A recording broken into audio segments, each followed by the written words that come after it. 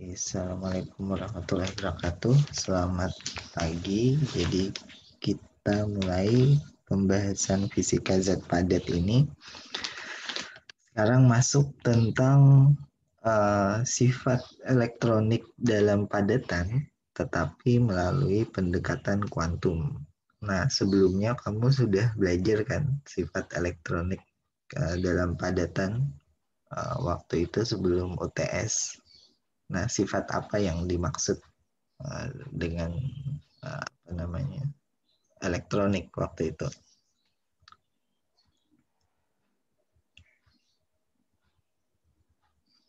Atau model Getaran. getaran? Bukan, itu sifat termal. Waktu itu kamu belajar tentang Drude. Oh, Apanya yang dipelajari waktu itu? del elektron Mm-mm. di Sifat dalam apa? logam. Iya, sifat apa kemudian yang diturunkan dari model Drude tersebut?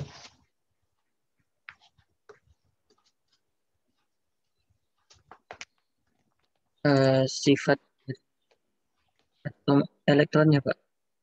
Iya, sifat elektronnya bagaimana?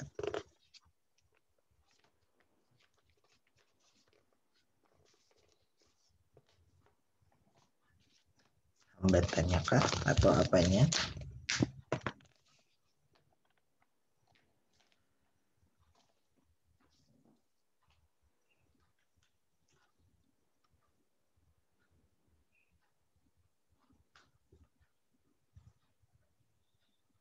Konduktivitasnya. Konduktivitas listrik. Konduktivitasnya, Pak. Konduktivitasnya. Nah, bagaimana sifat konduktivitasnya bahan logam waktu itu? Eh, Bahan logam bersifat konduktor. Hmm. Dan itu dihitung dari nilai apanya?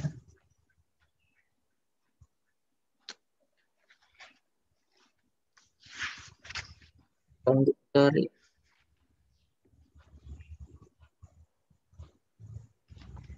Dihitung kondukti dari konduktivitasnya, Pak. ya konduktivitasnya, kemudian mobilitasnya, kemudian pembawa muatannya juga ada dua kan, ada yang positif, ada yang negatif dari efek Hall. Nah, asumsi yang dipakai di model Drude apa?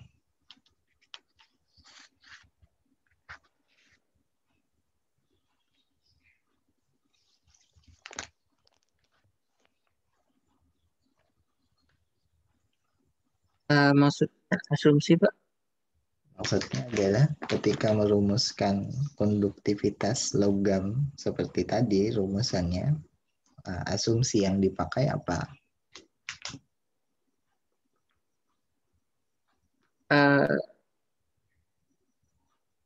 Eh, Logam di Pak, eh, elektron terpengaruh oleh medan listrik Elektron dan terpengaruh oleh medan listrik. tidak terpengaruh oleh medan listrik. Akan terpengaruh, Pak.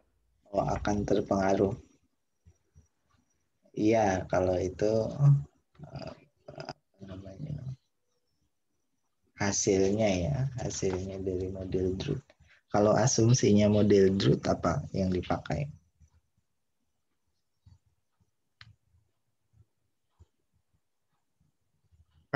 Sebentar, saya lupa. Anu Pak, berasumsi bahwa elektron itu seperti partikel, Elektron itu berupa partikel. ya. Sifatnya, Hmm. Terus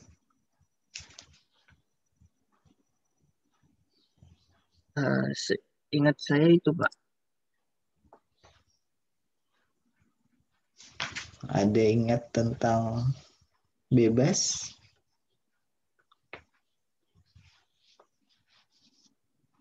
Tentang kata bebas ada ingat? Nggak ada. Hanya bebas, Pak. Tidak ada dengan elektron yang lainnya. Apanya dengan elektron lainnya? Tidak ada interaksi. Hmm. Ya, tidak ada interaksi dengan elektron lainnya atau pendekatan elektron independen ya. Independent electron approximation. Terus elektron terkait dengan apa lintasan bebas rata-rata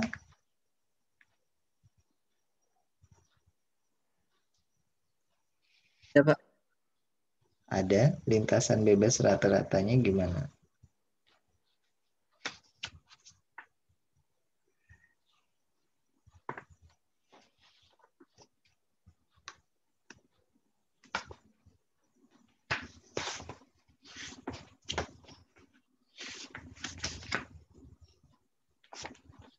Tidak ada. Tidak ada. Lintasan bebas rata-ratanya adalah lintasan di mana dia tidak mengalami Eh, tumbukan. tabrakan dengan ion atau elektron lain. Oke, dan dia memang tidak mengalami tabrakan dengan elektron lain kan, cuma bertabrakan dengan inti ion saja, ion core.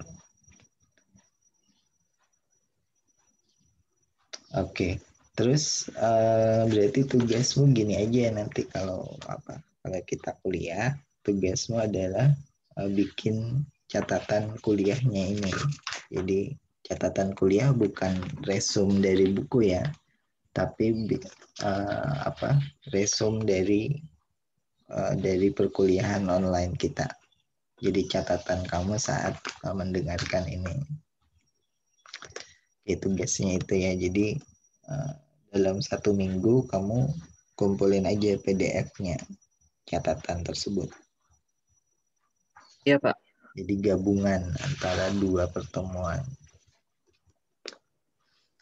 Nah, oke, kita masuk di bahasan ini. Kalau itu tadi model Drude dan dia mengandalkan kinematika partikel. Dalam hal ini elektronnya dianggap sebagai partikel, kemudian antara elektron yang satu dengan elektron yang lain tidak mengalami tumbukan, bahkan walaupun elektron itu bermuatan negatif, tidak ada medan listrik dari elektron lain yang mempengaruhi elektron tersebut. Jadi tidak ada interaksi atau gaya kolom yang bekerja antar elektron. Itu diabaikan. Kemudian elektron juga tidak mengalami tumbukan kecuali dengan inti ion, yaitu atom yang ditinggalkannya. Nah, itu juga mengukur mean free path tadi atau lintasan bebas rata-ratanya berapa. Nah, dari asumsi tadi dihitunglah konduktivitas atau mobilitas dari elektron di dalam logam. Nah, tapi tentu yang bisa dibahas hanya logam saja. Tetapi bahan insulator tidak bisa, bahan semikonduktor tidak bisa, bahan superkonduktor apalagi. Nah, karena itu kita butuh teori yang lebih komplit. Nah, disinilah pembahasannya, yaitu dengan pendekatan mekanika kuantum. Layarnya kelihatan kan ya?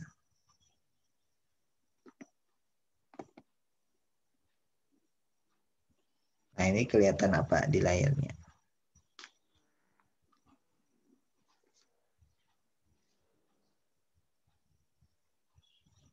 Dan, Pak. Outline.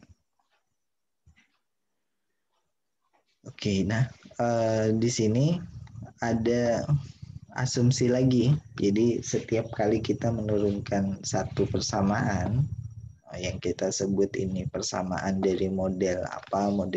Kalau yang dulu kan model Drude, kalau yang sekarang nanti model elektron bebas misalnya atau model Bloch, itu selalu dipakai asumsi awal.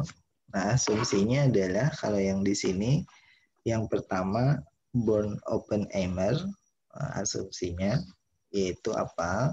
Ini nama orang, dua orang, Max Born sama Oppenheimer.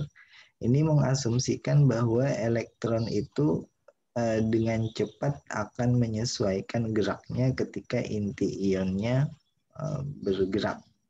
Artinya apa? Artinya kita dapat merumuskan persamaan untuk elektron saja, baru kemudian kita rumuskan persamaan untuk inti ion.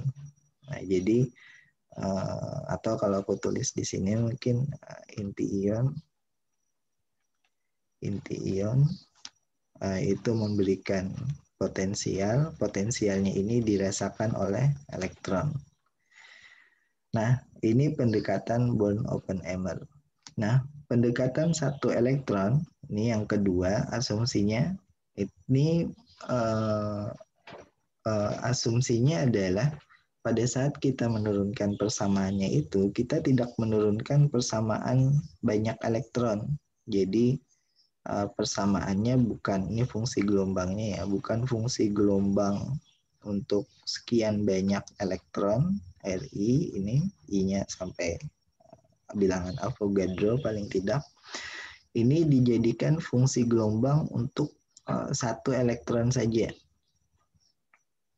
Atau kayak gini aja gitu. Jadi fungsi gelombang ini aku hapus ya mungkin. Fungsi gelombang untuk Rij misalnya. Ini hanya jadi fungsi gelombang untuk satu elektron saja. Dan Ij itu adalah interaksi antar elektron. Nah ini asumsinya. Jadi tanpa asumsi ini kita nggak bisa menurunkan persamaannya. Nah, atau persamaan yang diturunkan akan berbeda kalau asumsinya diubah. Kemudian yang didapat itu apa? Yang didapat adalah tingkat energi di sini. Tingkat energi itu dibentuk dari interaksi antar atomnya. Jadi secara kualitatif nanti bisa kita lihat bagaimana tingkat energi itu dibentuk. Nah, ketika kita bicara tingkat energi, ini yang dimaksud adalah sebenarnya nilai energi yang dibolehkan untuk elektron, untuk dimiliki elektronnya. Kemudian karena kita berurusan dengan persamaan gelombang atau persamaan fungsi gelombang, maka di sini yang kita hitung tentu adalah nilai eigennya, ini bisa energi, dan fungsi gelombangnya. Jadi ini C-nya tadi. Untuk satu elektron ya, jadi bukan untuk banyak elektron. Tetapi elektron ini berada dalam potensial elektron lainnya. Jadi selain inti ion, ini ya inti ion memberikan potensial dialami oleh elektron. Ini juga ada jumlahan potensial milik elektron. Ini menjadi potensial elektron yang dialami oleh ini elektron. Jadi ini elektron yang kita turunkan fungsinya, dia mengalami potensial dari elektron lainnya. Dan dari tingkat energi tadi atau eigen value, nih tingkat energinya nanti muncul seperti ini. Kita akan mengisinya berdasarkan statistika Fermi-Dirac, dan tentu di sini kita membutuhkan satu fungsi. Dan ini kamu udah pasti tahu, ini adalah yang dimaksud di statistik fungsi distribusi. Nah, di statistik kita baru belajar fungsi distribusi Maxwell-Boltzmann, tapi juga ada fungsi distribusi Fermi-Dirac. Nah, fungsi distribusi Fermi-Dirac ini yang dipakai untuk mengisi elektron di eigen value-nya ini. Di eigen value-nya dari fungsi gelombang tadi. Ini bukan Iya, tetapi energi maksudnya. Energinya, energi di tingkat keberapa. Dari sini ada pertanyaan dulu. Ya, Pak.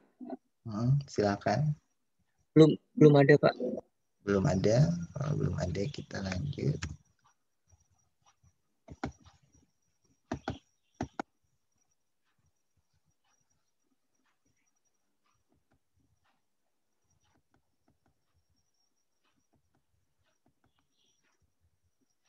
Nah, yang pendekatan Born Open ML tadi kita sudah sebutkan secara kualitatif. Nah, secara kuantitatif bagaimana? Secara kuantitatif kita akan lihat di sini.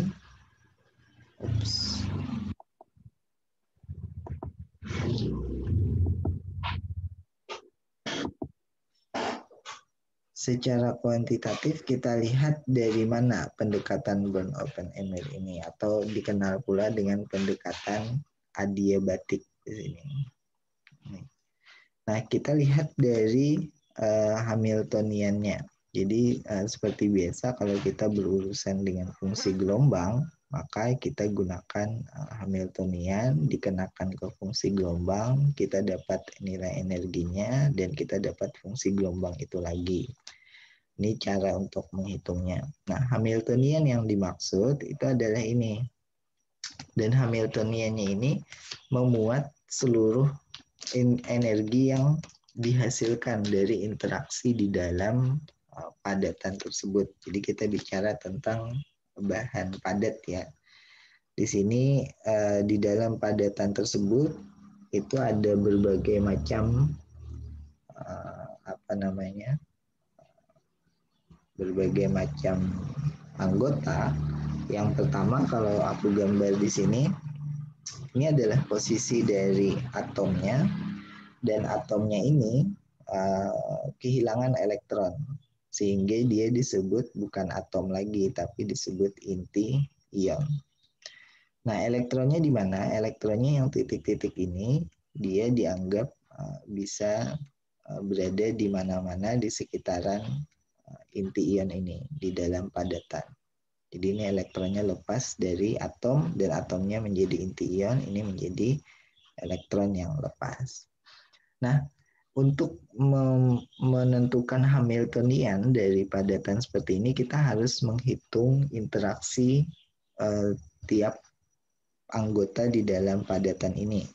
Kalau kamu lihat di sini, ini ada sigma R besar I, H coret kuadrat, ini operator energi kinetik, nabla turunan 2 kali XYZ dibagi 2M.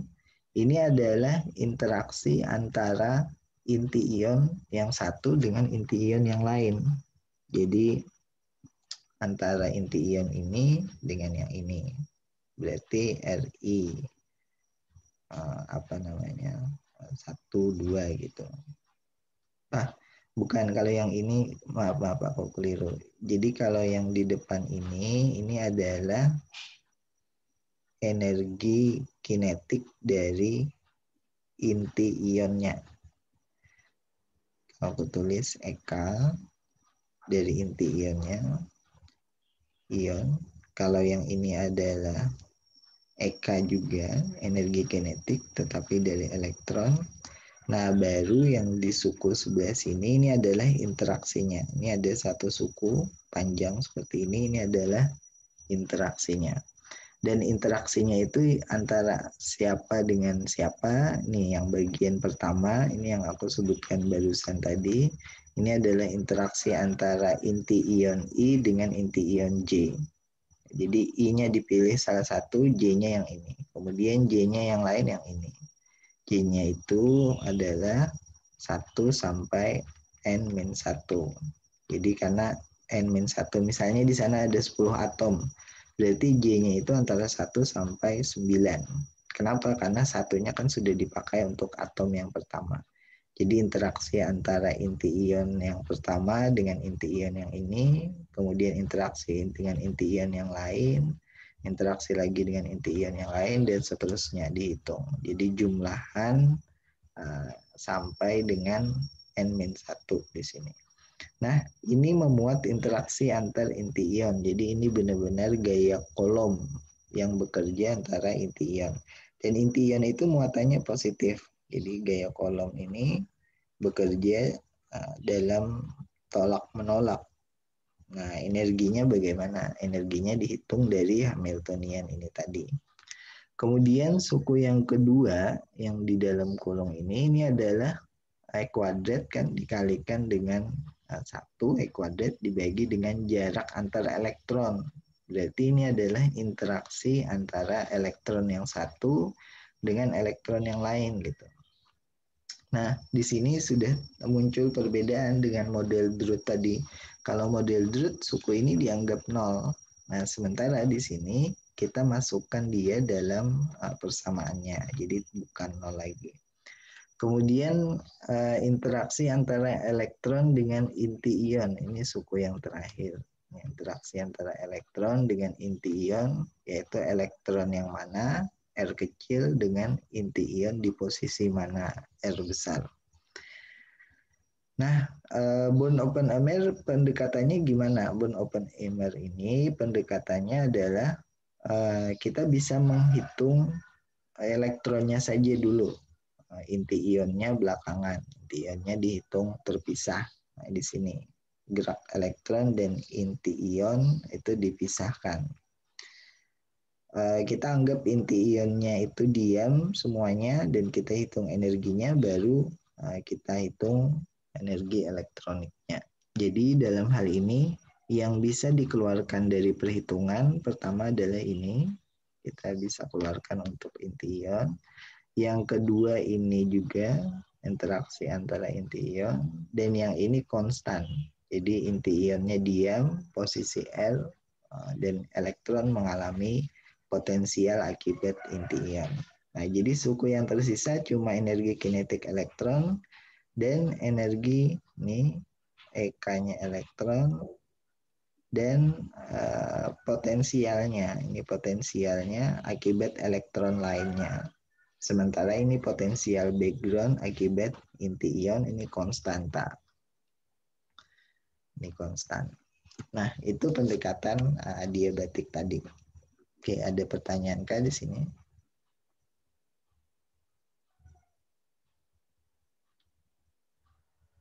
Belum ada, Pak.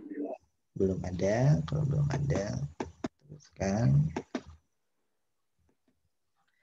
Nah, pendekatan yang kedua tadi, asumsi yang kedua adalah asumsi satu elektron. Nah, asumsi satu elektron itu bagaimana? Kalau tadi kamu lihat di sini itu jumlahannya adalah dengan semua elektron ya, jumlahnya dengan semua elektron. Jadi ini kalau aku tuliskan misalnya jumlahan semua elektron itu yang mana? Jumlahan semua elektron itu adalah yang ini. Nih, jadi dijumlahkan antara semua elektron. Di sini juga nih energi kinetiknya dijumlahkan semua elektron. Jadi baik energi kinetik maupun potensial itu adalah penjumlahan semua elektron. Nah, sementara itu dalam pendekatan satu elektron kita tidak menghitung semua elektron, kita hanya menghitung salah satu elektron saja yang berada di dalam potensial elektron lainnya. Jadi di sini makanya kamu lihat sekarang Hamiltonian untuk persamaan Schrödinger-nya itu sederhana, cuma operator dikalikan fungsi gelombang satu elektron dengan potensial dikalikan fungsi gelombang satu elektron juga, dan di dalam potensial ini sudah termuat potensial akibat elektron dan juga di sini termuat potensial akibat inti ionnya I. Nah, hasilnya adalah nilai tingkat energi elektronik tadi. Jadi kita tujuan utamanya di sini bukan langsung menghitung konduktivitas, tidak. Kita ingin menghitung energi yang boleh dimiliki elektron di dalam padatan tersebut. Nanti dari situ kita bisa mengkelompokkan bahan ini konduktor, isolator, semikonduktor. Nah, syaratnya adalah untuk potensial ini yang gabungan, yang UR ini, dia mengikuti simetri dari kristal. Jadi nilai potensial pada titik sembarang R kecil ini ya, sembarang R kecil ini itu sama nilainya dengan nilai potensial pada titik sembarang tadi, tapi digeser sejauh vektor kisi ruang nyata atau vektor kisi Bravais R. Jadi R ini adalah vektor kisinya di ruang nyata. Itu kalau ditambahkan ke apa namanya, kalau titik yang ingin dihitung digeser sejauh vektor kisi di ruang nyata, maka nilai potensialnya tidak berubah. Artinya apa? Nilai potensial itu mengikuti periodisitas kisi. Jadi kalau kita punya kisi satu dimensi misalnya seperti ini, potensialnya adalah seperti ini gitu. Nah, setiap digeser satu R ini, satu R, nilai potensialnya tetap sama di sini. Nah, setiap digeser satu R, nilai potensialnya tetap sama. Dan ini adalah sumbunya ya. Misalnya ini 0, ini negatif 3 elektron volt misalnya. Digeser sebesar R, nilai potensialnya tetap sama. Jadi kalaupun yang ditanya adalah di sini, posisinya digeser sebesar L, dia kembali lagi di sini, nilai potensialnya ya sama di nilai ini gitu. Jadi pergeseran pengukuran sejauh vektor kisi R besar itu tidak pengaruh terhadap nilai potensial. Pak, Silakan. bedanya R kecil sama R besar ini? R kecil itu adalah kalau kita punya atom ini misalnya, kemudian kita tetapkan sumbu koordinat ini 0,0. Ini atomnya ya, elektronnya kan bisa tersebar sembarang di sini. Nah, R kecil itu menunjuk ke sembarang posisi elektron yang kita pilih. Di mana aja. Bisa R1-nya di sini, bisa R2-nya di sini, bisa R3-nya di sini, R3. Nah, sementara di dalam padatan itu kan ada atom lain, 2 dimensi misalnya, ada yang di atas juga sebelah sini. Nah, antara satu atom dengan atom yang lain ini, kalau dia mengikuti kisi, ini R besarnya berarti. Jadi, ini bedanya ya. R kecil adalah ini, R besar adalah vektor kisinya. Nah, vektor kisi biasanya 2 dimensi kan. Jadi, misalnya vektor kisi yang kita maksud ini nih. Ini adalah R besarnya. Sementara ini adalah Rx-nya, dan ini Rx, dan ini adalah Ry. Nah, itu bedanya R kecil dengan R besar. Oke, ada pertanyaan lagi?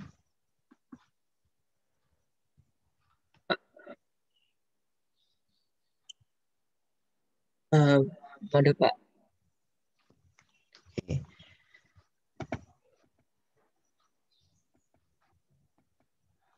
Nah, sekarang tentang pita energi atau tingkat energi tadi bagaimana? Jadi, asumsi sudah. Sekarang kita lihat hasil yang didapat itu nanti adalah berupa tingkat energi. Nah, tingkat energi yang dimaksud itu sih seperti apa sih maksudnya?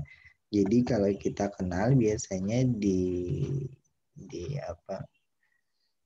fisika modern atau di kimia itu bahasanya adalah setiap atom itu memiliki tingkat energi. Misalnya di sini atomnya adalah atom Na. Dan atom Na punya 11 elektron, ini sodium ya atau natrium. Nah, di 11 elektron ini pertanyaannya adalah tiap elektron itu energinya berapa? Nah, tentu setiap elektron energinya bisa jadi sama, bisa jadi beda, tergantung dari rumah yang disediakan oleh atom tersebut.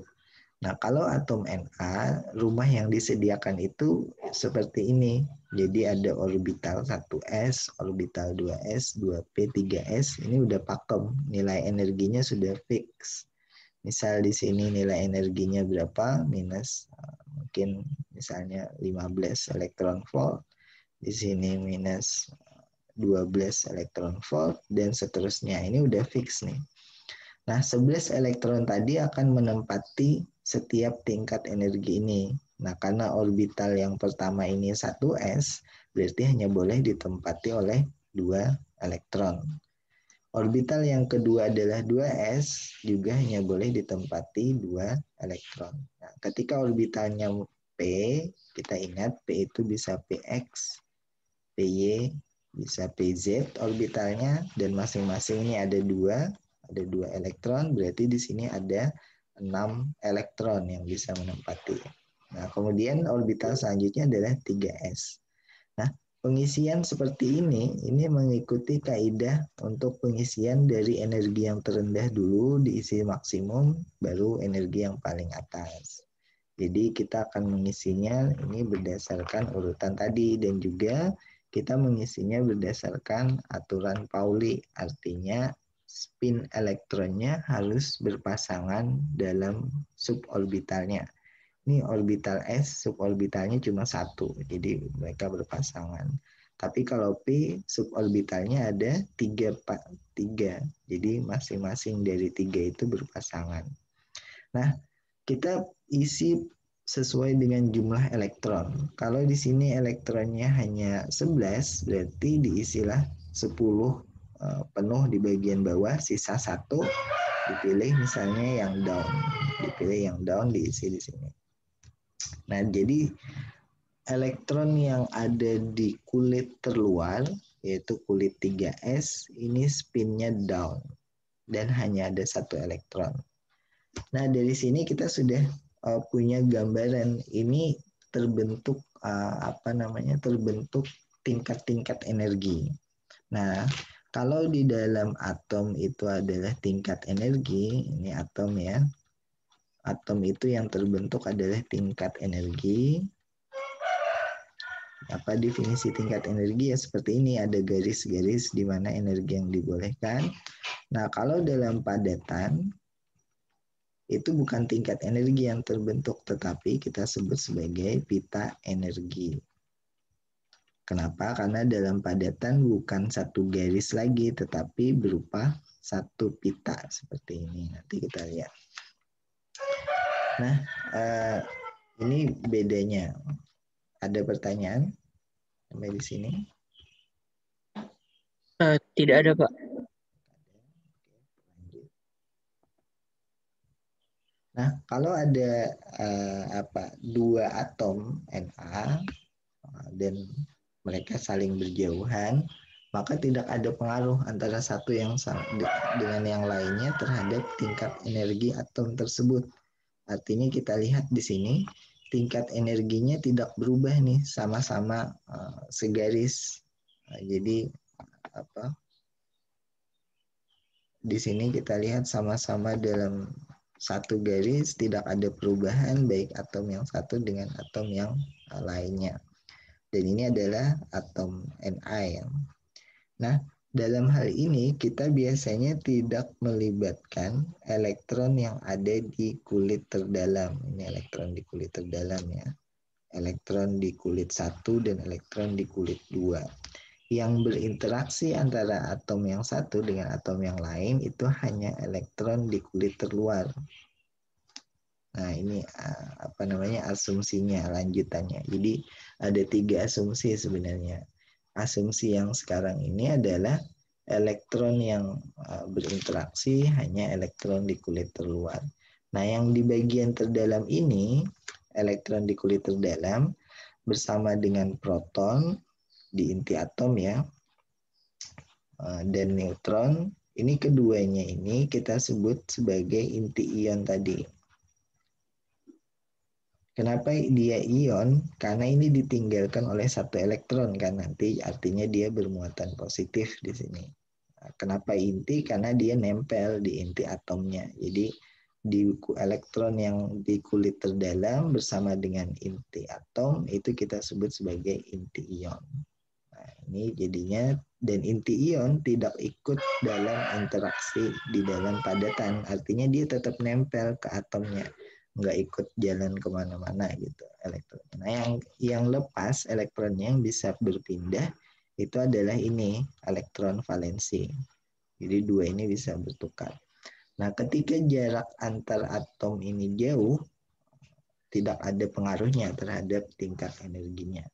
Nah, tetapi ketika mereka dibawa untuk saling mendekat, itu ada pengaruhnya, yaitu tingkat energinya berubah menjadi split di sini, yaitu disebutnya sekarang bukan tingkat energi atom lagi ya, tetapi tingkat energi molekular. Jadi karena dia membentuk molekul misalnya, karena Na2. Nah, tingkat energinya bukan lagi yang awal, tetapi di sini sudah tingkat energi yang baru. Nah, di tingkat energi yang baru ini,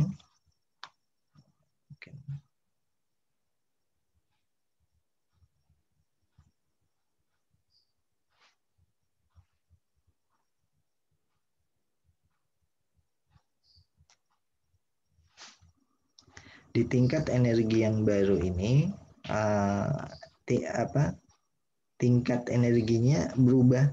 Ini kalau kamu lihat gambar yang ini, awalnya adalah ini, kemudian dia menjadi ini. Ini yang kedua. Ketika dua-duanya sudah dibawa saling mendekat antara atom Na yang satu dengan atom Na yang lain, maka tingkat energinya menjadi seperti ini. Artinya berubah. Ada pergeseran. Yang tadinya di tengah, sekarang bergeser, ada yang di bawah, ada yang di atasnya. Jadi tingkat energinya seakan-akan split menjadi dua. Nah, kita sebut yang di bawah ini adalah yang bonding, sementara yang di atas ini adalah yang anti bonding. Dan ini selalu seperti ini ya. Jadi bonding dan anti bonding. Nah, ini untuk dua atom. Dan kemudian bagaimana elektronnya mengisinya? Elektronnya mengisi di setiap ini sesuai dengan aturan tadi, yaitu ketika sekarang ada tingkat energi yang lebih bawah, mereka mengisinya seperti ini, gabungan antara elektron dari atom Na yang satu dengan atom Na yang lain. Jadi gambar ini gabungan ya, sebenarnya ini gambar yang masa lalunya sebelum mereka berdekatan seperti ini, tapi ketika mereka sudah berdekatan maka tingkat energinya menjadi seperti ini gitu. Cuma digabung aja gambarnya jadi satu. Nah, sekarang berarti yang kita perhatikan hanya yang di tengah ini saja, yang dimana elektronnya sekarang menjadi berpasangan. Kenapa? Karena ada dua atom Na kan. Dan elektron di kulit terluarnya ini 3s tadi, 3s itu ada dua. Jadi tingkat energinya sekarang turun, berarti ada kelebihan energi yang bisa dilepaskan ketika mereka berpasangan menjadi Na. Nah, dalam hal ini kita lihat plot yang lain, cara menggambarkan yang lain. Cara menggambarkan yang lain adalah yang seperti ini. Jadi di sini kita punya grafik sumbu X-nya adalah jarak antar atom Na. Jadi misal ini atom Na yang satu, ini atom Na yang satu, ini jaraknya adalah A. Kemudian A ini divariasi, mulai dari jauh di sini ya. Kemudian A ini diperkecil sampai dua atom Na ini mendekati satu sama lain. Jadi divariasi. Kalau yang jauh itu kan posisinya di sini. Kemudian A-nya dibawa mendekat berarti ke arah sini. Nah, yang terjadi adalah yang awalnya tadi tingkat energinya hanya satu garis, ini hanya satu garis. Itu kalau dua atom Na dibawa mendekat ke sini, tingkat energinya sekarang ada dua di sini. Nah, ini. Dan elektron akan menempati yang paling bawah dulu. Baru kalau nanti ada elektron lagi, dia akan menempati yang di atasnya. Nah, Jadi grafik ini itu menunjukkan variasi dari jarak antar atom dan akibatnya pada tingkat energi. Ini variasinya kan. Nah, di bawah mendekat, dan tingkat energinya juga split nih. Ada yang ke bawah, ada yang ke atas. Nah, dalam grafik ini juga ditunjukkan hal lain, yaitu apa? Garis putus-putus yang ini itu menunjukkan tingkat energi yang paling rendah. Jadi kalau kamu lihat ini paling rendah ada di sini nih. Setelah ini kalau atom Na tadi masih di bawah mendekat, maka energinya akan naik ke sini. Energi anti bonding yang atas ini juga makin naik nih. Nah, jadinya keadaan setimbang itu didefinisikan di sini, yaitu jarak antar atom di mana energinya minimum. Ini energi minimum ya. Di sini berarti. Ini definisi keadaan setimbang berarti adalah jarak di mana energi atom molekul tersebut itu minimum, yaitu di sini nih. Kalau di sini belum minimum, ini masih turun nih, masih turun. Terus di bawah mendekat sampai minimum di sini. Kalau lebih dekat lagi, energinya justru naik sekarang. Jadi nggak bisa, dia harus tak berada di paling minimum. Nah, ini gambar dari grafik seperti ini, informasi yang diberikan cukup banyak. Jadi sini ada jarak pisah, titik kesetimbangan, sini ada splitting, dan tingkat energinya berapa ini bisa dihitung dari grafik ini. Ini positif, tingkat energinya, dan yang ini negatif. Jadi kalau negatif itu untuk definisi setimbang, misalnya 2 elektron volt, ini positif nih berarti, 4 elektron volt misalnya. Nah, jadinya kalau kita balik ke gambaran yang sebelah kiri, 4 elektron volt itu yang ini, min 2 elektron volt itu yang ini. Gitu. Ini cara menggambarkannya saja yang beda. Oke, ada pertanyaan kah dari sini?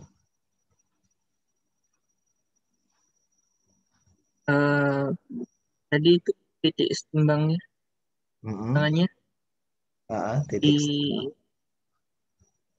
itu tadi karena apa Pak? karena A yang ini. Jadi A ini nilainya berapa? Katakanlah 2 angstrom ya. Ini bisa didapat dari mana 2 angstrom ini saat energi yang dimiliki oleh tingkatan ini, yang bonding, ini minimum. Nih, paling minimum kan. Habis ini kalau didekati lagi A1 angstrom misalnya. A1 angstrom.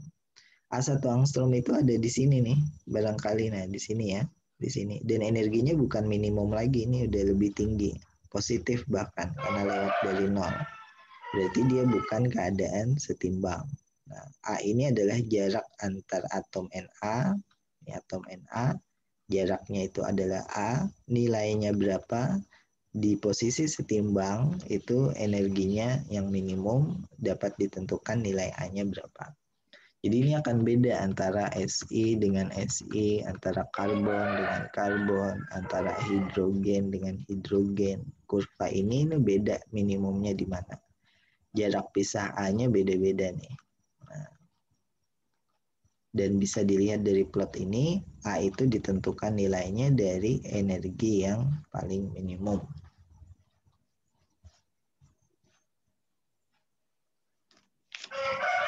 Oke, ada pertanyaan lagi?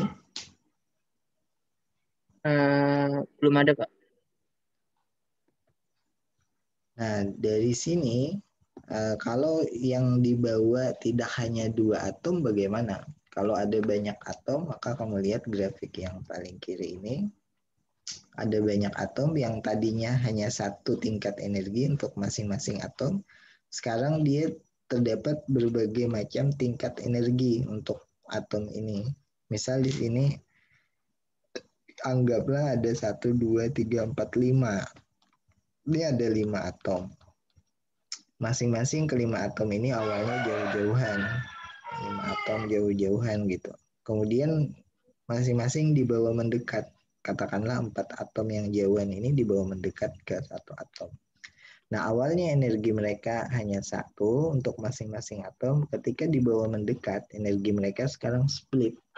Kalau digambar biasa aja, tingkat energi dia akan seperti ini nih gambarnya. 1, 2, 3, 4, 5. Kemudian di atasnya ada 1, 2, 3, 4, 5 juga. Nah, tingkat energinya seperti ini. Dan ini diisi oleh 2 elektron masing-masing. Kayak gini misalnya. Nah, jadinya kita punya bagian di mana yang tingkat energinya penuh, mana yang tingkat energinya kosong. Dan karena saking banyaknya atom yang membentuk padatan ini contoh di sini mungkin hanya 5, tapi ini kan bilangan Avogadro 10 pangkat 20-an atom yang membentuk seperti ini, sehingga makin rapat satu sama lain. Nah, karena dia makin rapat, akhirnya plotnya itu tidak berupa garis lagi, tetapi berupa pita. Ini pita tadi, yang dimaksud pita energi itu ya ini. Nah, bagaimana dia menjadi pita energi? Kamu lihat di sini, ini bagian yang terisi, ini bagian yang kosong, ini yang penuh terisi, ini yang kosong. Kosong, ini terisi. Jadi yang kosong ada, yang terisi ada. Nah, ini kalau digambar bukan lagi berupa garis seperti ini kan berupa garis nih, garis-garis energi. Ini kalau digambar bukan berupa garis lagi, tapi dia berupa pita. Pitanya seperti ini. Nah, ini pita energi.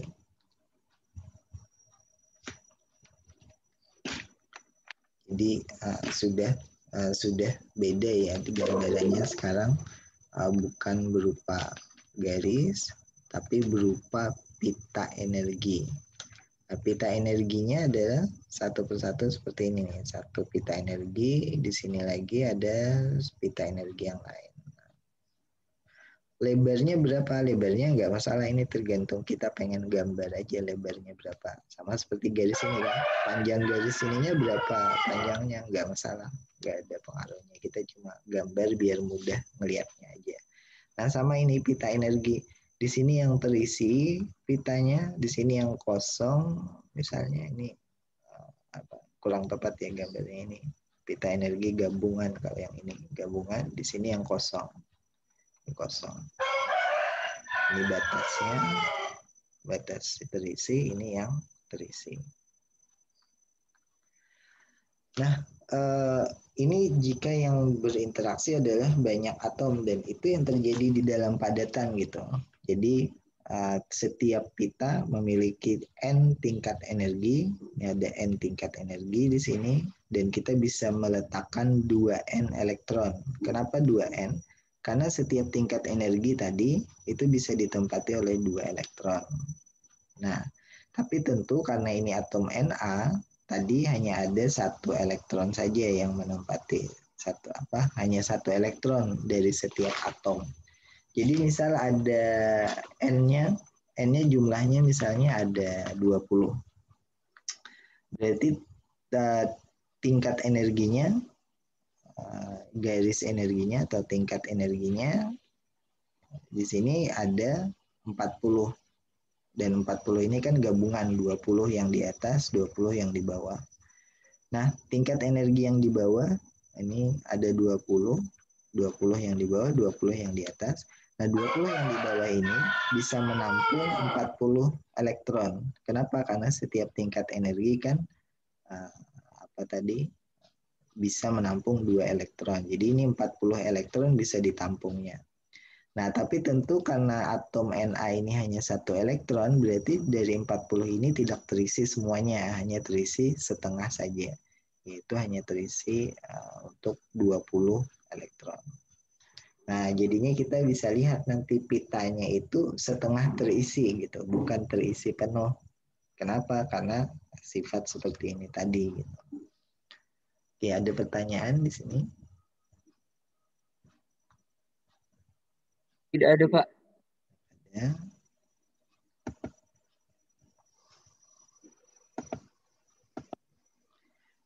Nah, contoh yang lain kalau tadi kita terkait dengan atom Na, di sini contoh yang lain adalah silikon atau kita sebut pula diamond. Diamond ini kan strukturnya. Jadi strukturnya silikon ini memang ada dalam struktur diamond. Nah, selain silikon yang ada dalam struktur diamond juga karbon. Dan karbon itu yang kita kenal dengan intan. Karena strukturnya diamond tadi. Nah, kalau silikon ini biasanya dipakai di semikonduktor, di chip, di perangkat elektronik, segala macam. Nah, bagaimana sekarang kalau atomnya Si itu yang kita bawa mendekat satu sama lain. Jadi awalnya atom Si ini punya 2 tingkat energi di orbital yang terluar, nih 3s dan 3p. Ketika atom Si yang sekian banyak itu dalam padatan dibawa mendekat satu sama lain, mereka akan membentuk pita energi yang seperti ini gitu. Ini pita energinya sekarang. Splitting menjadi 2 bagian, kemudian yang 3P juga splitting menjadi 2 bagian, dan terbentuklah pita energi yang seperti ini. Jadi ada energi gapnya di sini. Ini kalau digambar, pita energinya itu jadi seperti ini ya. Nah, satu bagian dan ini terisi penuh. Kemudian ada yang kosong tidak kita gambar, kemudian bagian atas. Nah, ini kosong. Jadi digambar bolong gitu aja. Sementara yang terisi kita arsir. Nah, ini gambar pita energinya. Lebar kotaknya berapa besar Pak? Enggak masalah, lebar kotak ini enggak ada artinya. Jadi kalau mau kita gambar lebar ya silahkan, mau digambar sempit ya silahkan. Tapi inilah yang dimaksud dengan pita energinya tadi. Nah, elektron dari seluruh atomnya tadi, ini ada 4 elektron ya dari setiap atom, dan di unit selnya itu ada 2 atom, berarti ada 8 keadaan untuk setiap atom, dan ada karena ini 4 elektron kan dia punya 2 keadaan, berarti ada 16 keadaan untuk setiap unit selnya. Nah, 16 keadaan ini diisi oleh elektron tadi, sehingga yang terisi di bagian bawah seperti ini. Dan posisi pita energi yang kita pakai itu bukan pita energi yang di titik ini ya, bukan di titik ini, katakanlah titik B. Bukan pula yang di titik ini, C. Karena ini bukan titik setimbang. Kenapa? Karena yang setimbang itu definisinya yang energinya tadi terendah. Jadi kita pakai yang di titik A untuk memplot pita energinya. Nah, ini pita energinya yang di titik A tadi. Jadi ini bagian yang terisi, ada gapnya, kemudian ada ini bagian yang kosong. Nah, definisi kita sama. Ini adalah bonding. Bonding. Ini energi gap. Yang kosong tidak boleh diisi, dan sementara ini anti bonding. Ini boleh diisi nih, tapi harus ada elektron nanti yang naik ke atas. Jadi elektron yang loncat ke sini.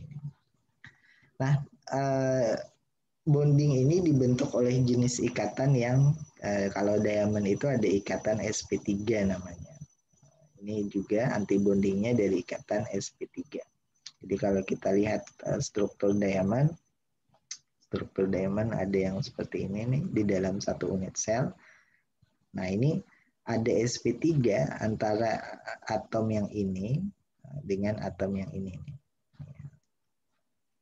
Di ikatan yang ada 4 lengan ini namanya sp3 ikatannya. Ini secara kimia ya definisinya, orbital sp3. Nah, sp3 ini jadinya mengakibatkan padatan tadi punya pita energi seperti ini. Jadi kita bukan bicara atom per atom lagi ya sekarang, tetapi sudah dalam bentuk padatan atau banyak atom, dan ini membentuk pita energi seperti ini. Oke, sampai di sini ada pertanyaan kah? Belum ada Pak. Belum ada, kita lanjut.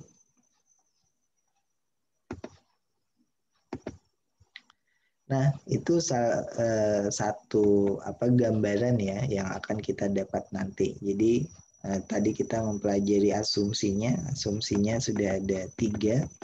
Yang pertama adalah asumsi Born open NMR, yang kedua adalah asumsi 1 elektron, Kemudian asumsi yang ketiga tadi yang elektronnya lepas dari inti ion. Nah, ini gambaran yang akan kita dapatkan yaitu pita energi. Kemudian kita masuk ke modelnya sekarang. Nah, modelnya ada beberapa yang akan kita pelajari. Yang pertama di sini adalah model elektron bebas. Yang kedua nanti kita akan pelajari adalah model yang kita sebut dengan model elektron hampir bebas. Jadi model elektron yang hampir bebas. Ini model yang kedua yang akan kita pelajari. Nah, dari sini kita belajar yang kita sebut nanti model Bloch juga. Untuk elektron yang hampir bebas. Nah, sekarang kita pelajari model elektron yang bebas dulu. Nah, bedanya apa? Model elektron bebas berarti di sini V-nya sama dengan 0.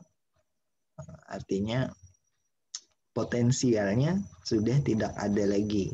Potensialnya sama dengan 0.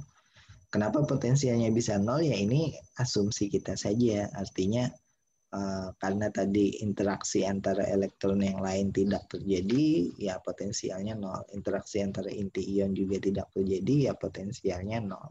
Sehingga Hamiltonian kita cuma ada suku ini aja, yaitu energi kinetik. Ini udah nggak ada karena UR-nya 0. Sehingga persamaannya akan jauh lebih sederhana.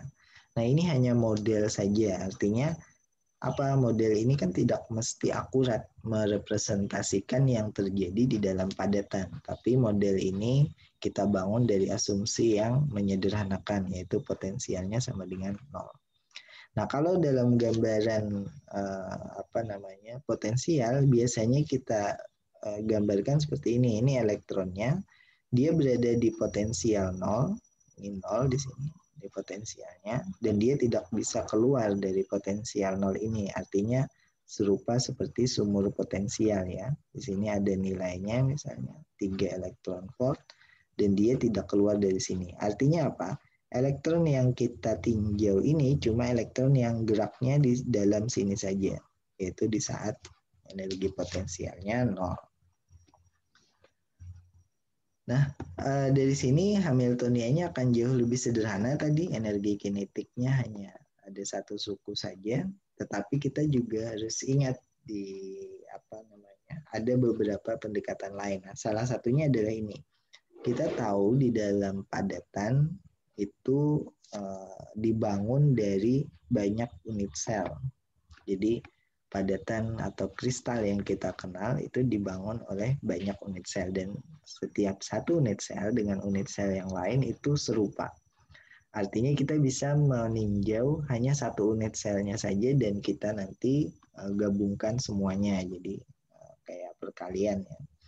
Dan di sini satu unit sel, katakanlah unit sel yang dipilih adalah berupa kubik.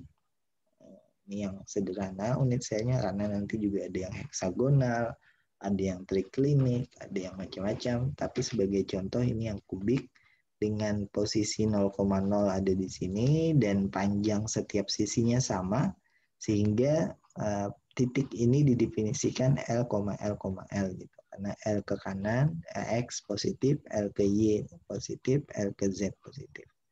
Nah, volume dari dari padatannya ini itu adalah L pangkat 3. Dan densitas atau rapat elektronnya adalah N dibagi volume.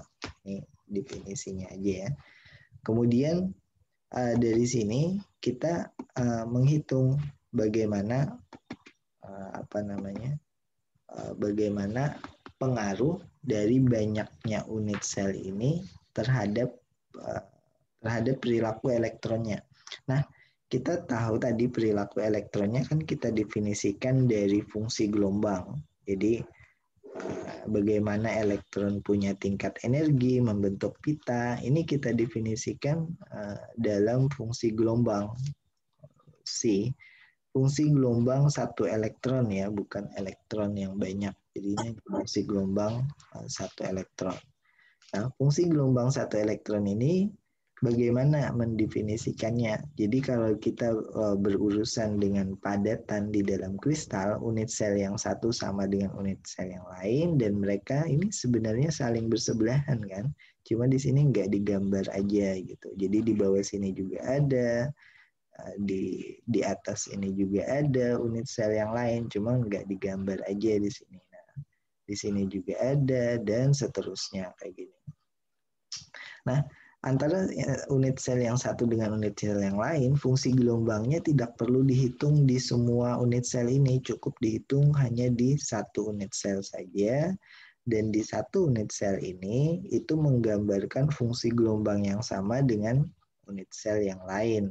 Makanya di sini kita lihat persamaannya adalah si R atau XYZ kalau diuraikan itu sama aja dengan si X ditambah L. Jadi kalau X ditambah L itu di mana? Ini panjangnya adalah L. Kalau X ditambah L berarti ada di sini kalau 0,0. Kalau setengah berarti X tambah L ada di sini. Nah, artinya fungsi gelombang di sini itu sama aja dengan fungsi gelombang di sini. Gitu. Ini syaratnya. Nah, ini kita sering sebut syarat ini adalah kondisi batas periodik, periodic boundary condition, atau kondisi batas periodik. Nah, syarat ini beda dengan syarat yang tadi kita gambarkan di sumur potensial ya. Di sini dia harus 0, di sini juga harus 0 potensialnya, jadi nanti akan terbentuk gelombang berdiri kalau seperti ini ya. Tapi di sini kita bukan nolkan di titik sisi-sisinya, tapi dia periodik nilainya. Jadi si X sama dengan si X ditambah L, atau si Y tambah L, atau si Z tambah L. Nah, dari sini juga kalau kamu masih ingat pembahasan getaran kristal, ini kita bisa definisikan nilai K, yaitu K ini vektor ya, jadi tebal ya, vektornya bisa diuraikan Kx, Ky, Kz. Nah, di vektor ini bisa dihitung dari nilai N dikalikan 2pi per L. 2pi ini kan konstan, 2 dikali 3,14. L ini kan jarak sisi kubiknya bahan tadi, jadi juga konstan. Nah, yang tidak konstan itu adalah nilai Nx, Ny, dan Nz. Ini tergantung dari kita pilih nanti Nx, Ny, Nz-nya terisi oleh berapa banyak elektron. Nah, sampai sini ada pertanyaan kah?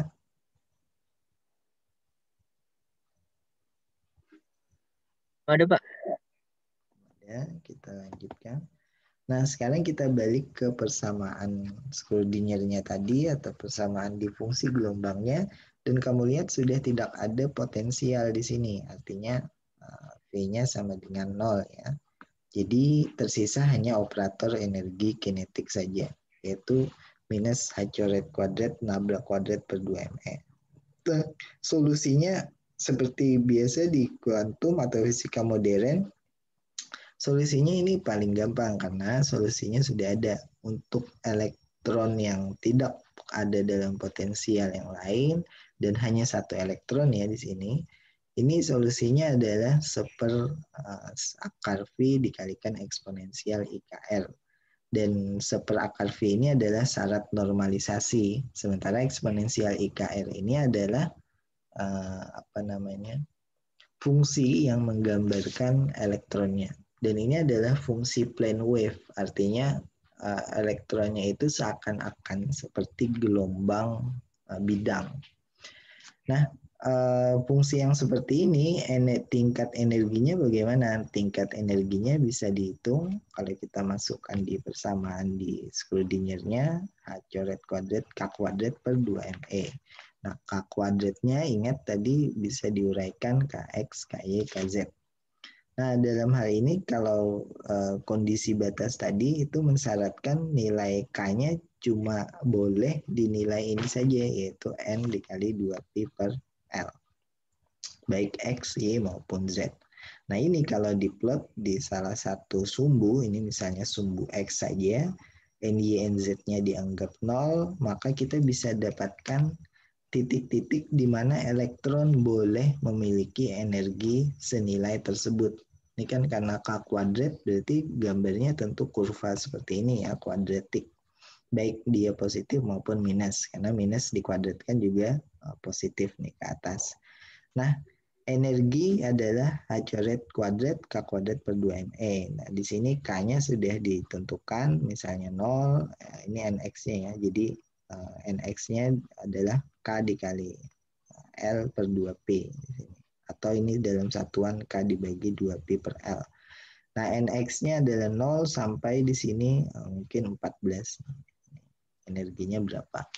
Nah, ini titik-titik energi atau tingkat energi yang bisa dimiliki oleh elektron dalam padatan kristal tadi. Nah, tetapi ini kan baru satu sumbu saja. Artinya apa? Artinya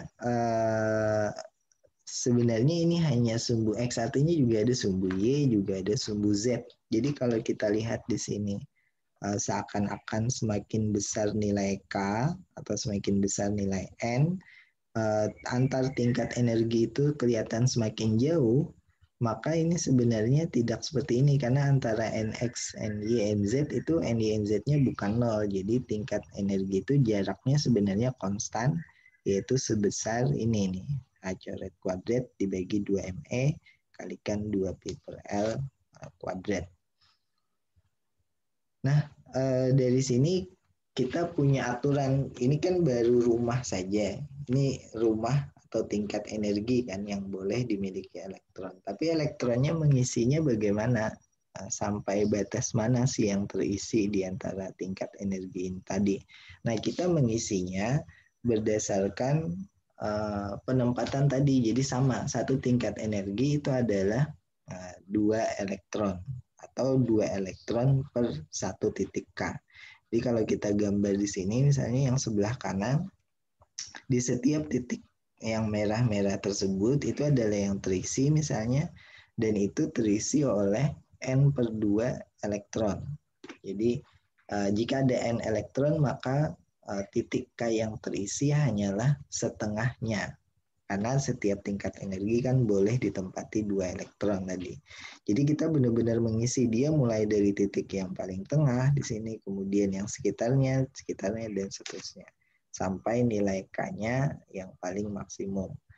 Nah, nilai K yang maksimum itu bagaimana? Itu bisa ditemukan dari persamaan yang sederhana, yaitu kalau maksimumnya itu adalah N per 2 yang ditempati titik-titiknya, maka dia membentuk satu lingkaran atau satu radius yang lingkarannya itu adalah, ini karena ini 3 dimensi ya, ini volume, yang volumenya itu adalah 4/3 Pn pangkat 3. Dan N ini adalah N maksimal ya yang terisi tadi. Jadinya di sini N maksimalnya bisa dihitung, yaitu 3N per 8P, dibalik aja akar kubik. Nah, energinya juga bisa dihitung dari nilai K tadi ya, karena N maksimal, N itu bisa dihitung, bisa dikonversi menjadi K, dan K itu bisa menghitung energi. Sini. Jadinya energi maksimal bisa dilihat adalah dari nilai K maksimumnya juga. Nah, apa gunanya energi maksimal? Energi maksimal ini di dalam padatan itu menentukan beberapa properti, jadinya dia diperhatikan. Nah, energi maksimal biasanya kita sebut dengan energi Fermi, yaitu energi teratas yang boleh dimiliki oleh elektron. Dan kita juga punya K maksimal tadi, artinya kita juga punya K Fermi atau titik K yang paling teratas yang terisi oleh elektron. Jadi bukan yang kosong ya, paling atas yang terisi oleh elektron. Nah, dalam hal ini beberapa bahan punya energi Fermi yang berbeda. Misalnya tadi sodium energi Ferminya 3,22 elektron volt, tembaga 7 elektron volt, aluminium 11,63 elektron volt gitu. Nah, dari situ juga muncul definisi kecepatan Fermi. Jadi kalau energi Fermi itu adalah energi kinetik saja tadi, kita bisa sederhanakan atau rumuskan dia dari setengah M kali V kuadrat, berarti kita bisa dapatkan kecepatan Fermi. Dan kecepatan Fermi dalam hal ini kalian lihat di persamaan ini tidak bergantung pada suhu, tetapi hanya bergantung pada energi teratas saja atau energi Fermi. Nah, jadinya kecepatan Fermi juga bisa dihitung di sini dan dalam order 10 pangkat 6, dan ini kecepatan yang sangat tinggi ya untuk pendekatan ini elektron bebas.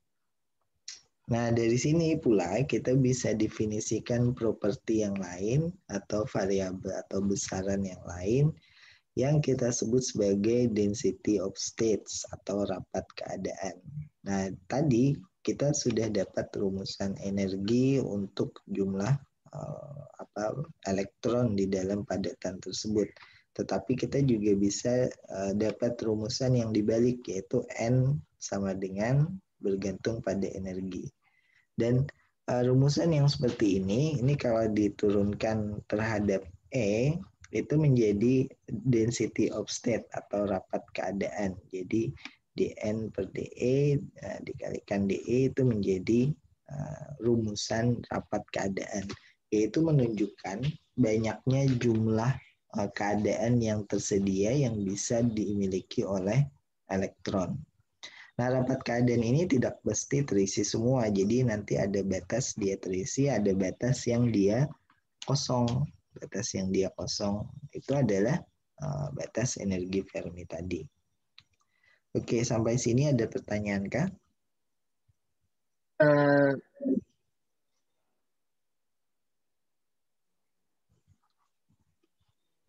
Silakan Fermi itu didiskusi. kan kenapa Gimana? Suaranya terputus-putus. yang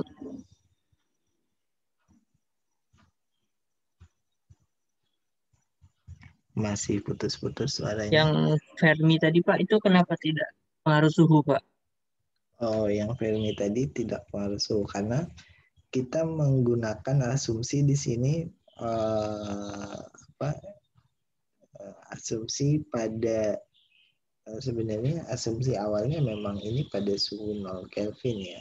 Tetapi ketika diturunkan, persamaan yang muncul memang tidak ada energi tidak ada pengaruh suhu di sini.